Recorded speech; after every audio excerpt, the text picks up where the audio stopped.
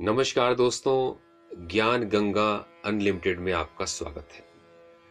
सृष्टि के रचयिता, पालनहार, करता धरता तो सब प्रभु ही है। फिर अभिमान किस बात का?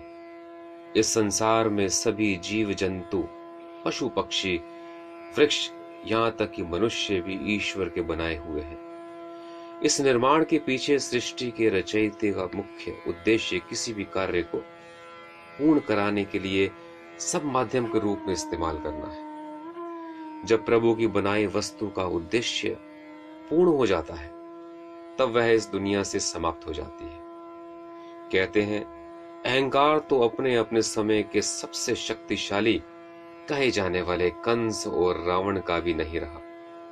आधुनिक समय में विश्व विजेता कहलाने वाले एडोल्फ हिटलर और नेपोलियन जैसे शक्तिशाली व्यक्ति भी इस अहंकार से चूर चूर हो गए।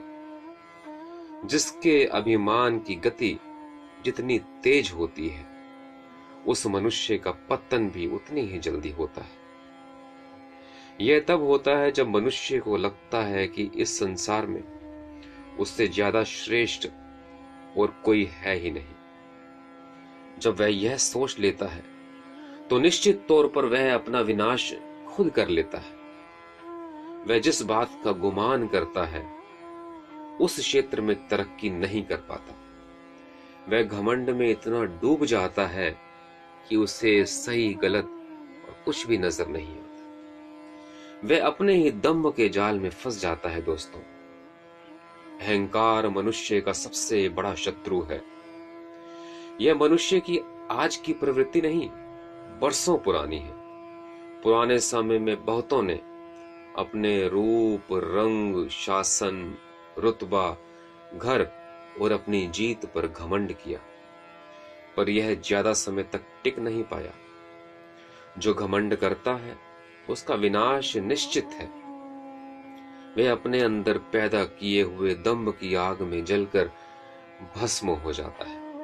अगर कोई व्यक्ति किसी भी क्षेत्र में उत्तम है, तो उसे हमेशा और अधिक बेहतर प्रदर्शन के बारे में सोचना चाहिए। अगर वह अपने प्रदर्शन में खुश होकर घमंडी बन जाता है, तो उसकी प्रगति रुक जाती है। इस दुनिया में कोई भी चीज कितनी भी शक्तिशाली क्यों ना हो, समय से ज्यादा बलवान नहीं हो सकती। यहाँ हर चीज समय के अधीन है, इसलिए हमें अपना समय कभी बर्बाद नहीं करना चाहिए। उसका उपयोग अच्छे कामों के लिए जरूर करना चाहिए। समय ही सबसे अनमोल चीज होती है। दोस्तों, श्रीमद् भगवत गीता के अनुसार अभिमान से मनुष्य को दूर रहना चाहिए। सद्गुणों को अपने जीवन में उतारना चाहिए, क्योंकि इससे जीवन में परम शांति का अनुभव होता है। भगवान श्री कृष्ण ने श्रीमद् भगवत गीता में कहा है कि कोई व्यक्ति किसी के पास 3 ही परिस्थितियों में आता है। पहला भाव में, दूसरा अभाव में, तीसरा प्रभाव में। इसलिए आपके पास जब भी कोई आए, तो उसे पूरा सम्मान दें। पता नहीं वह किस स्थिति में आपके पास आया है।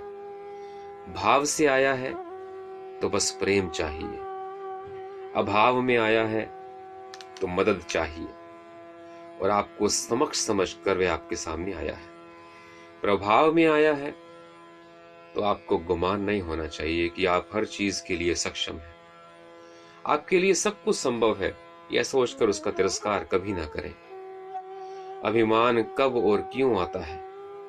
मनुष्य के अंदर थोड़ा सा बल, बुद्धि, धन, ऐश्वर्य और पद मिलने से वह अहंकारी बन जाता है। दोस्तों, और हर समय अपना ही गुणगान करने लगता है। उसे अपने से श्रेष्ठ कोई दिखता ही नहीं। इन्हीं कारणों से अहंकार करने वाले का पतन हो जाता है। जिस व्यक्ति ने गुमान किया, उसका वजूद वक्त के साथ साथ चूर हो गया है। तो दोस्तों, हमें भी चाहिए कि जो भी मालिक ने दिया है उसका शुक्राना करें, सिमरन करें, ताकि ये अहंकार रूपी जो दानव है हमारे अंदर कभी भी प्रवेश ना कर पाए। दोस्तों, एक बहुत इंपॉर्टेंट और बात है।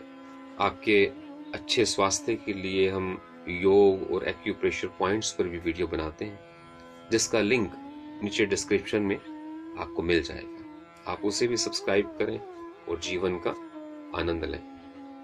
अपना बहुमूल्य समय देने के लिए आपका बहुत बहुत धन्यवाद। नमस्कार।